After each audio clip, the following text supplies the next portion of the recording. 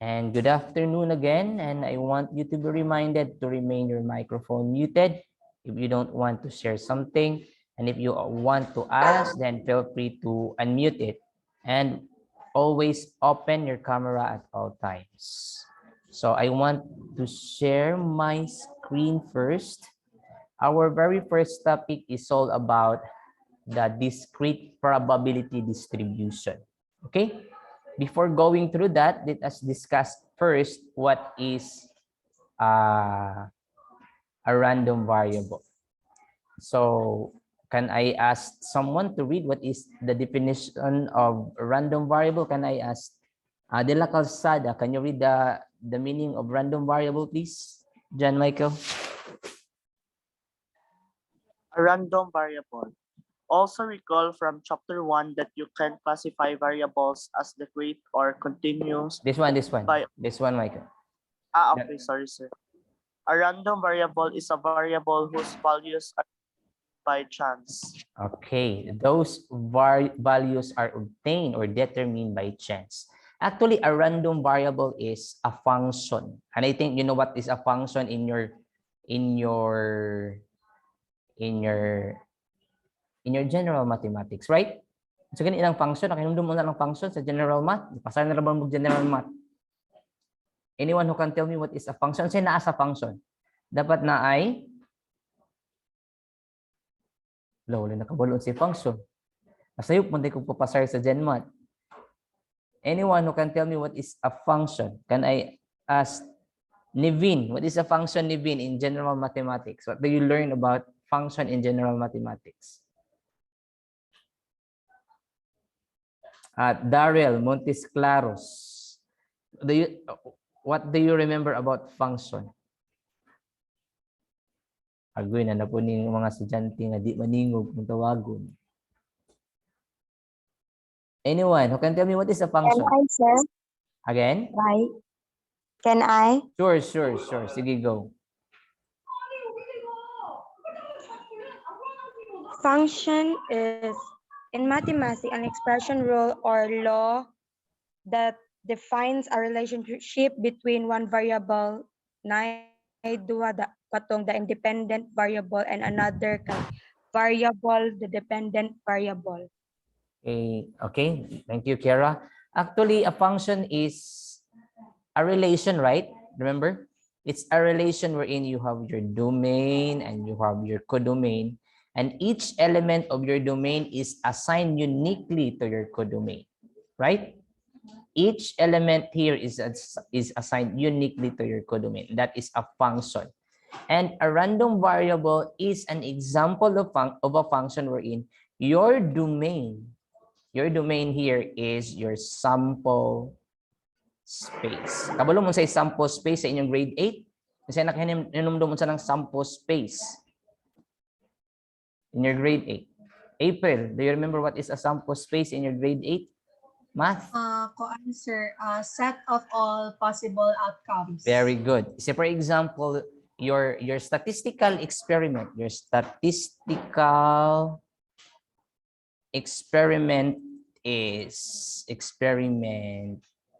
is throwing a die. If you have a throwing a die, your sample space denoted by S will be the set of all possible outcomes. So, itong mga possible outcomes, it can be 1, 2, 3, 4, 5, and 6. Right? So, this is your sample space. And a random variable is a function wherein ang iyang domain is your sample space. And your range is the set of real numbers. Okay? Clear? Masabtan? Okay, masabtan na ninyo later if na tayo mga example. Okay, by the way, there are two types of random variable. It's either a discrete random variable or a continuous random variable. Naiduha. The first one is discrete random variable and the other one is the continuous random variable.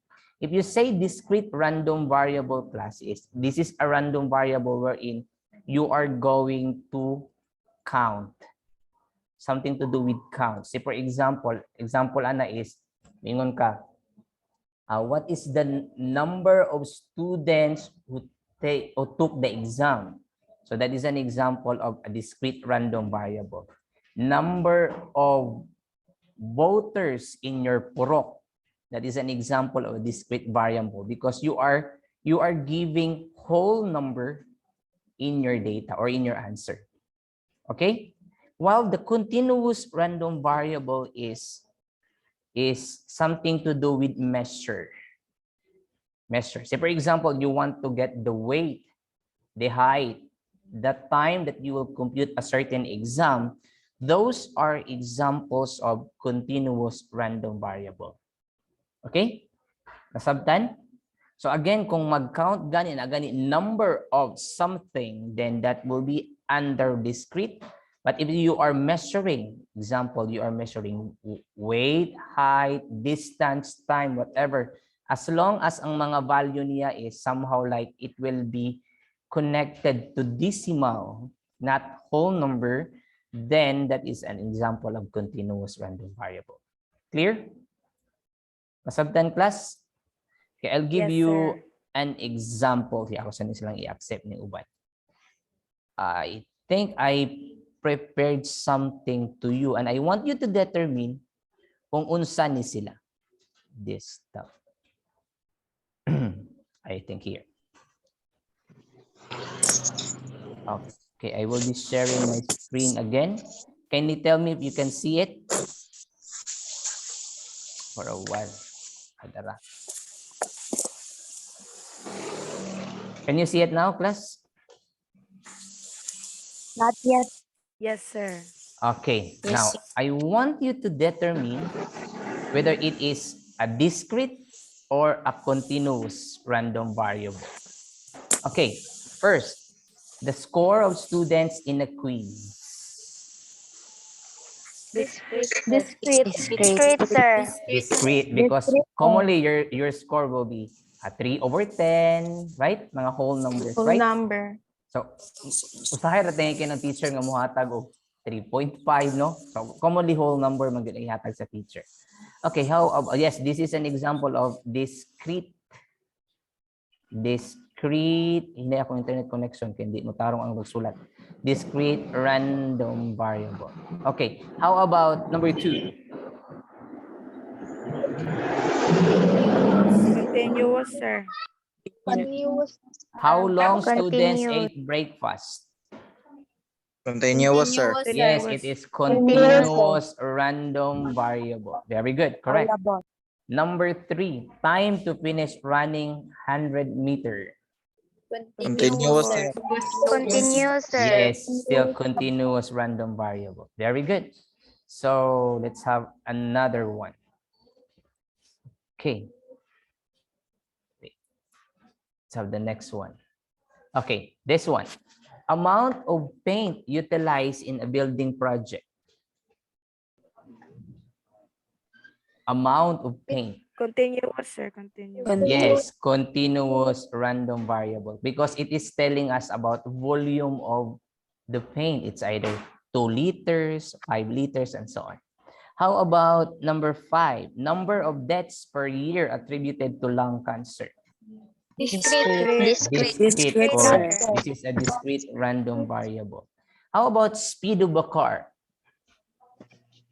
Continuous. Yes, sir. continuous random variable because you are measuring here, right? Measuring. So how about the next one? This one. Oops, wala man. Luwas. Dito natin isa. Okay, wait. Kani. The number of dropouts in a school district for a period of 10 years. Discrete. So, sir. yes, Sir. correct. Ang timan-an ninyo class para ma-discrete na ganin ang word nga the number of, automatically that will be under discrete. Number 8, the number of voters favoring a candidate. Discrete. The time needed to finish the test. Continuous. Very good. How about this one? number, okay, this one. Number of eggs a hen lays. Discrete, Doon sir. sa manok. So, that is discrete. Average of temperature in Baguio City for the past 5 years. Continuous, sir. Continuous. Number 12, weights of 8 randomly selected math books. Continuous, Because sir. you are measuring the Continuous. weight here, so it should be under continuous. Klaro? Nasabtan ang difference between discrete and continuous random variable? Yes, sir. Yes, sir. Okay, very good. Let's go back to our book here. And by the way, don't forget, you should have your own copy with this book of Blumen. This is the book of Blumen. We don't have, wala man yun tayo libro parehas sa general mathematics, sa pre-calculus and calculus. Nga na yung libro sa stat, gikan sa DepEd. Diri, it's up to the teacher unsay gamiton nga book. But this time, I am using the book of Alan Blumen. Okay. We also have discrete probability distribution. A discrete probability distribution class consists of values of a random variable can assume and the corresponding probabilities of values. The probabilities are determined theoretically or observed. So for example, in the first example that we have is rolling a die. Oh, the color. So color. Black. So rolling a die. So if you are going to roll a die, your sample space would be 1, 2, 3, 4, 5, and 6, right? Unong ramano? Mo nang ang imuhang domain sa imuhang function is 1, 2, 3, 4, 5, 6. Mo ni ang mga possible values sa imuhang domain. Now, if you roll a die, pila kabuok ang 1? Isa ra no? Mo nang 1 out of 6 outcomes. Because in a die, isa ra man ang 1 no? Then 6 kabuok outcomes. Mo nang ang iyang probability there is 1 over 6. How about 2? If you want to have 2, isa ra man ang 2 sa die, di ba? Isa ra? Nakita naman mag-die, no? Isa ra. So that's why 1 out of 6 possible outcomes. Kabalo naman mag probability, no? I assume nga maayo na mag probability, ha? What can you say about probability? Inayos akong connection. Di man mo sulat og tarong. Who can tell me what is how to get a probability of a certain event? Napay nakahinom do? Probability. If you want to find probability class, dapat naa kay kuhaon nimo ang number of elements, the probability of a certain event. Kuhaon nimo ang number of elements sa imuhang event, probability of a certain event. Kuhaon nimo ang probability sa imong event and divide nimo sa number of elements sa imong sample space. I-divide. Example, getting a 2 in throwing a die. Isa ra man ang 2, di ba? So man ang 1. Pila man kabuok possible elements sa imong sample space? 1, 2, 3, 4, 5, 6. Man ang divided by 6. Okay? The same thing with the 3. If the outcome is 3 in throwing a die, isa ra man ang 3 sa die, di ba? 6 ang possible outcomes, man ang 1 over 6. Same with the 4. Isa ra man ang 4 sa die, and 6 ang possible outcomes. Same with the 5 and the 6. And this is now your discrete probability. Clear? Klaro ba? Yes, sir. Yes, sir. Yes, sir. Okay, next Yes, sir. is how about tossing a coin? So if you toss a coin, so may possible outcomes in tossing a coin. At having a head in tossing a coin. Number of heads in tossing a coin. If you want to have tossing a coin, ang possible outcomes sa imong sample space would be how many times you toss a coin? Only once, right? In tossing pila mo toss ang coin 3 times, no? Hindi mo, no? 3 times? 3 coins man. Di ba? So if you want to toss a coin, it can be a head in the first, head in the second, head in the third. Right? Head tanan. Ay, para maklaro ha, gamitan na itong 3 diagram para makita ninyo. Coin number 1, coin number 2, coin number 3. Ang coin number 1, ang possible outcomes niya is a head or a tail. Right? Ang head number 2, ang iyang outcome is a head or a tail. So it's same here, a head or a tail. So for coin number 3, ang possible outcomes niya is a head or a tail. So it can be a head or a tail. Head, a tail, head, tail, head, then tail. So if you want to determine the possible outcomes would be first coin head, second coin head, third coin head. So it means all outcomes are head. Okay? Sunod, it can be a head, head for the second, and tail for the third. So H, H, T. Sunod, head, tail, head. So head for the first, tail for the second, head for the third. Isa pa, head, tail, tail. So head, tail, tail. Isa pa yun. Kasunod, can you tell me what's the next? Tail. Tail, Head. Yes, tail, head, head. Sabi yung sunod. tail, Tail, head, head. So Tail. tail, head, tail. Sunod, sunod. Tail, tail, head. tail, Tail, tail, tail, head. And lastly, tapusan, Tail, tail, tail, tail. sa tail tanan. No? So mo ni ang mga possible outcomes. Now, ang pangutana ang gingon niya diri class is ang number of heads. Now, number of heads would be possibly man kay tulo man ka coins, no? So possibly walay head. Possibly, di ba? So it can be 0. Now, next. Possibly ba isa ang head? Yes, sir. Yes. sir. Possibly ba Yes, duha sir. ang head? Yes, sir. Possibly ba tulo ang head? Yes, sir. Possibly ba upat? Dili, sir. Ano man? Tulo man ka coin. Flora man ang Tama na sa gipalabay. 3. 0 to 3. Klaro? So now, aside from that, sa probability ta, pila ka buok 0 ang head diri? Walay head. Walay head. Isa. Isa. Ahaman dapitan na. T. Kani nga portion. Only kati. 1 ang walay head. Mao nang 1 over 8. Ganong 8 man na. 8 na sila ka buok. 1, 2, 3, 4, 5, 6, 7, 8.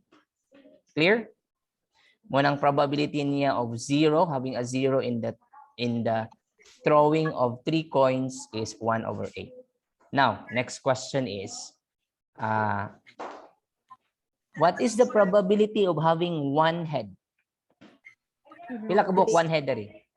3. Kini isa ang head, di ba? Isa ang head, no? Kani isa ang head, asa pa? Kini. HTT. X, So pila ka buok ang isa ang head? tulo, Tulo. So your probability would be 3 over 8. Kuha? Okay, so that is 3 over 8. Sunod. Sunod, duha daw ang head. Aman duha ang head ani? Isa, duha, tulo. Right? So the probability of having 2 heads would also be 3 over 8. That's why you have your 3 over 8. Kuha ninyo? And lastly, tulo ang heads. And you only have 1 outcome for that. Only this one. So it should be 1 over 8.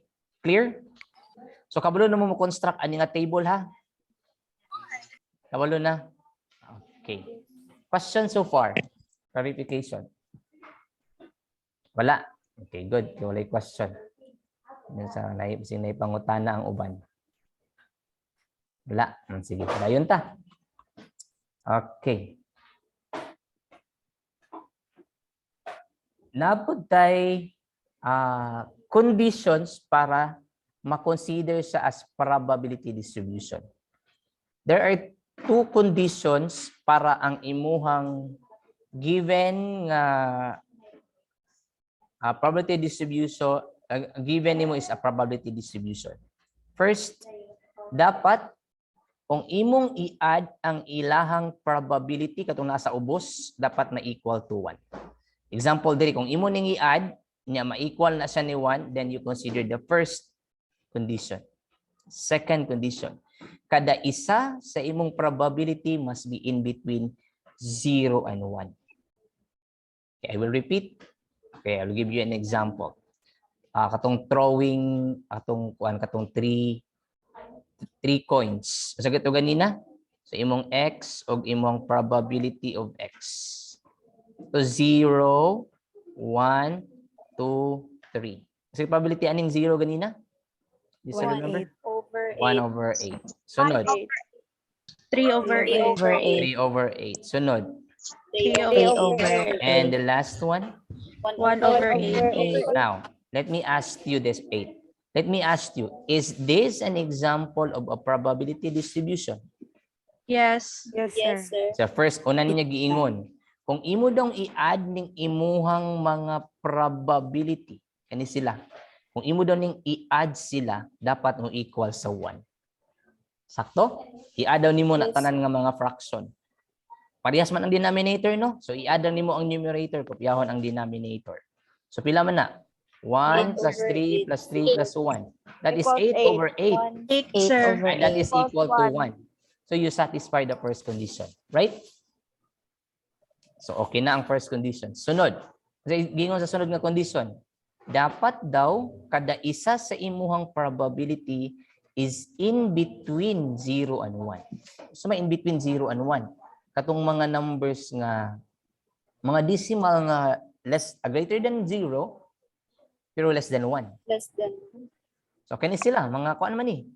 Mga basta gamay ang numerator kaysa denominator, for sure that is in between 0 and 1. Nga positive siya. Okay, just like this. This one is in between 0 and 1, right? As well as this. So all of this are in between 0 and 1. Kung naaga ni isa din na example example lang ha, gibutang dira is 9 over 8. So this is not an example of a probability distribution anymore. Clear? So dapat kada isa sa ilaha is in between 0 and 1. Clear? Yes, sir. Now, let me ask you this one. There are examples below. I want you to determine whether the given is a probability distribution or not. Letter A. Letter A. Is it a probability distribution? No, sir. No. Anong kung say naka-no ni, kung say wala na satisfy. Negative. Tamay negative. 0.6. Ita ka probability nga dili in between 0 and 1. So second condition iyang ni-violate. No? So by that, kung isa sa ila dili ma-satisfy, automatically dili na siya probability distribution. Clear? So this is not a probability distribution. So ato lang i-x diri. This is not. Okay, letter B. Is it a probability distribution? Yes. Dali na imong tanawon. Kung imo nang i-add, 1 ba ang answer? Yes, sir. Yes. Less than in between 0 and 1 ba kada isa? Yes, sir. Therefore, this is a probability distribution. Right? Agree? Yes, sir. Okay, sunod. Is it a probability distribution? C. Yes, sir. Yes.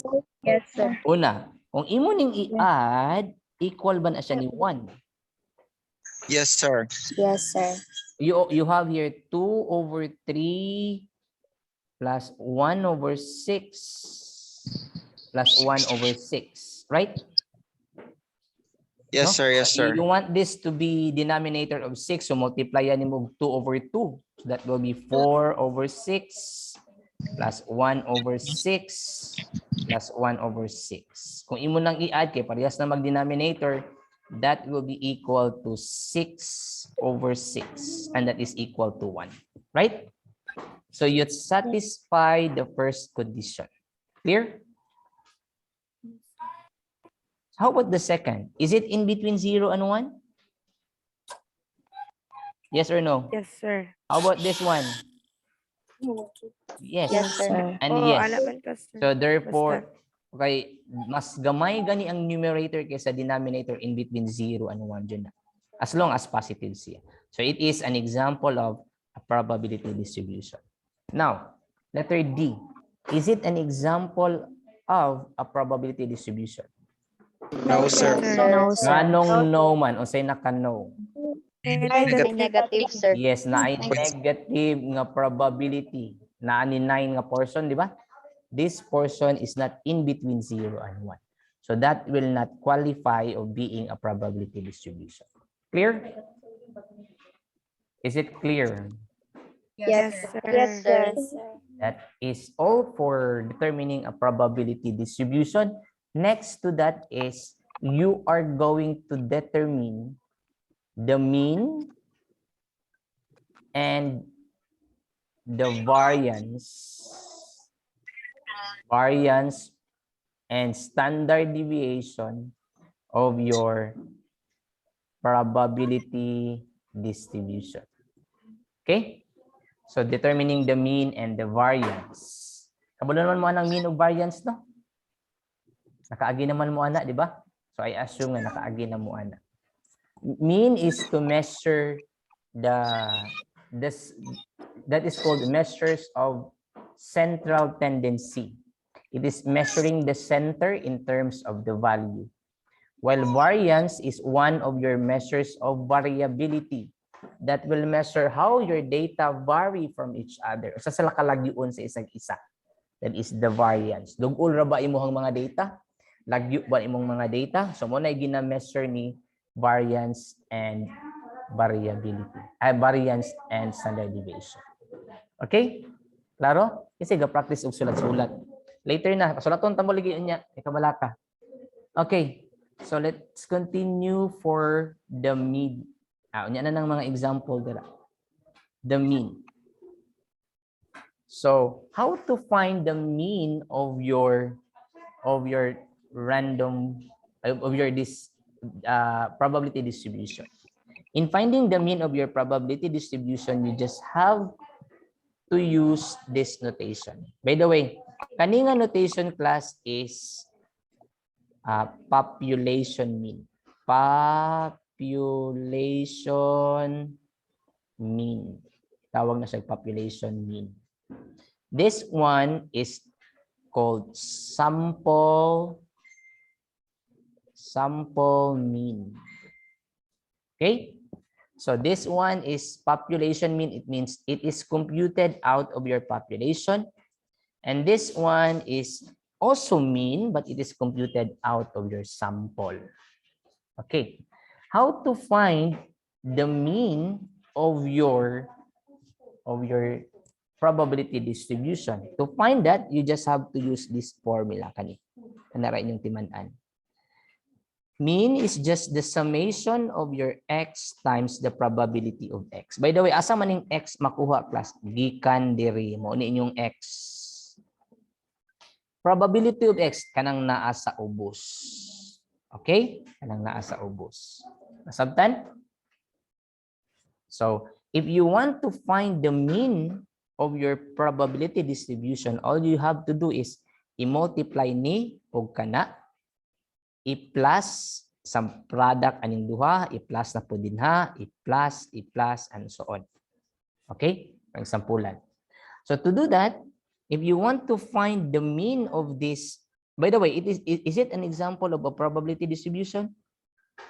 Yes or no? Yes, sir.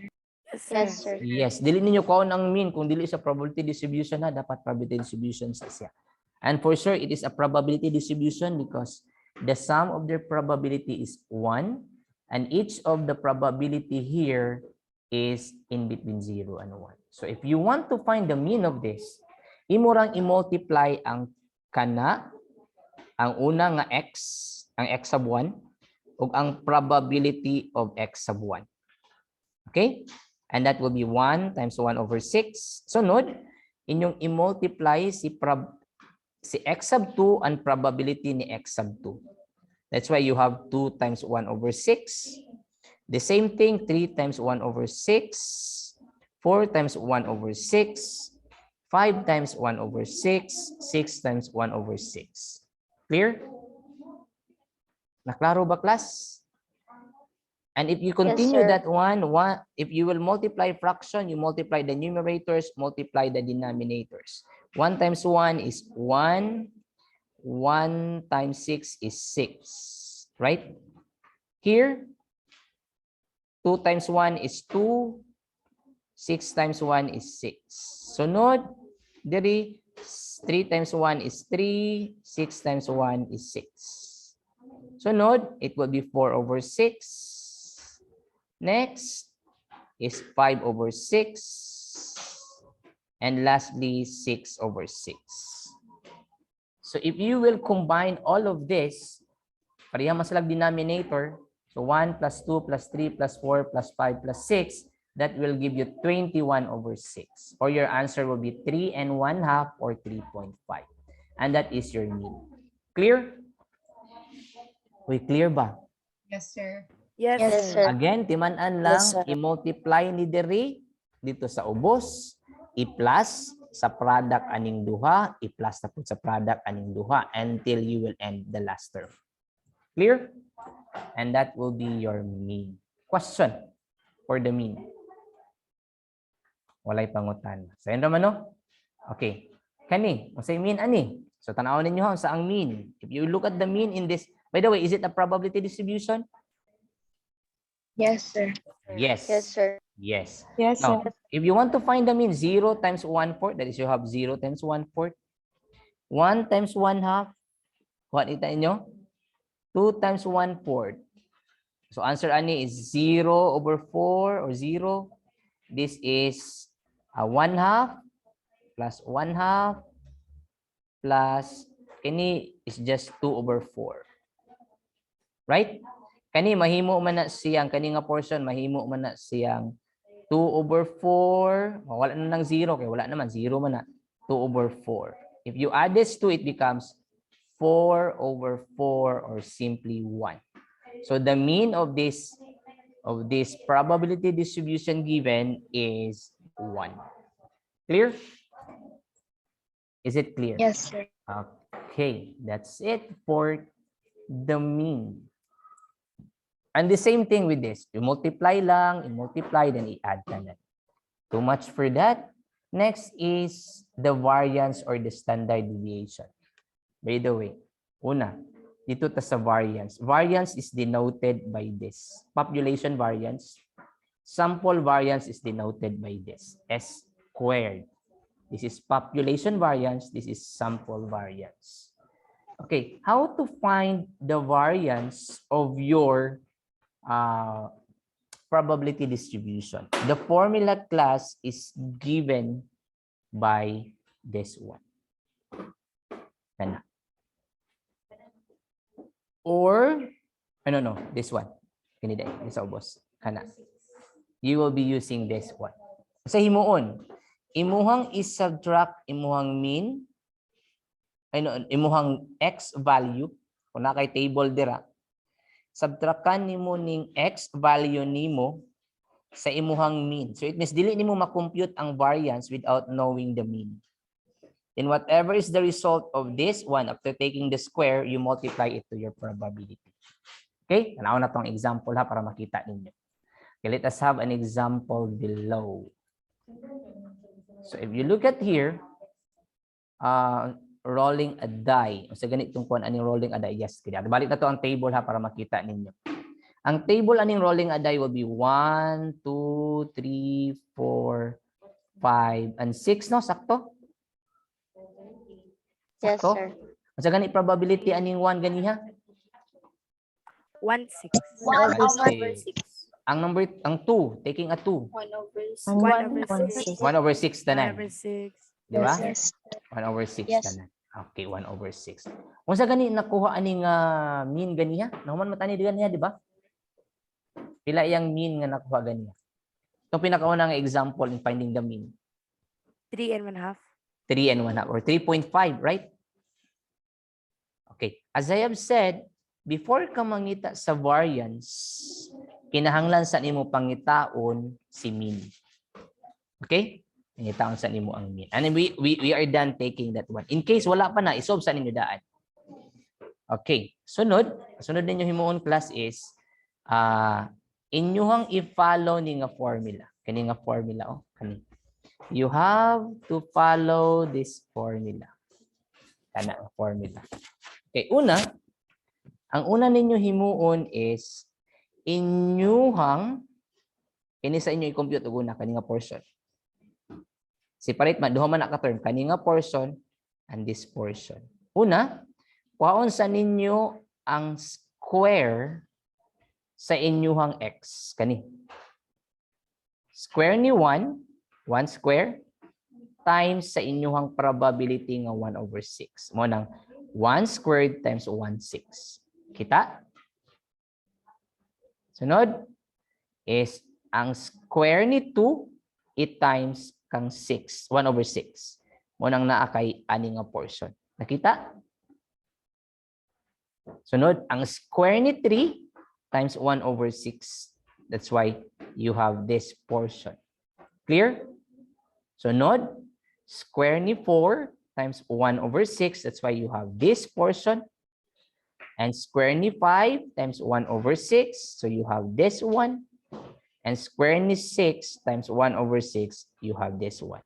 By the way, this portion here is the answer from this portion. Kani. Nakita? Naapatay portion nga kana. This part, you have to subtract the square of your mean. And remember, your mean is 3.5. The square of your mean is 3.5 squared. Clear? Ay tuod, I forgot to remind you, if you are taking statistics class, ang inyuhang kakambal di ani class is calculator.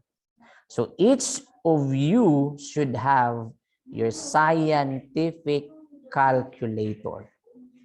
Sir, walay kwarta. You can use your Android phone. Fortunate na kayo mo class. Amo ang time before mo palit yung calculator. Karon sa inyo pwede rin niyo i-install diretso Play Store, scientific calculator, graphing calculator pa ang uban. Nanatanan diretso na. So di na mo kinahanglan pa mo palit og calculator, ang inyong Android phone na lang ang gamiton. Okay? So if you will compute this using your calculator, then you subtract it with the square of this, your answer is 2.9. Kamo na bahalaan ha. Wala naman sa inyo na. You do the math. Question? So ang atong nakuha diri class is variance. Pero, how if ang gipangita is standard deviation? Unsa day relationship ni variance and standard deviation? Variance and standard deviation.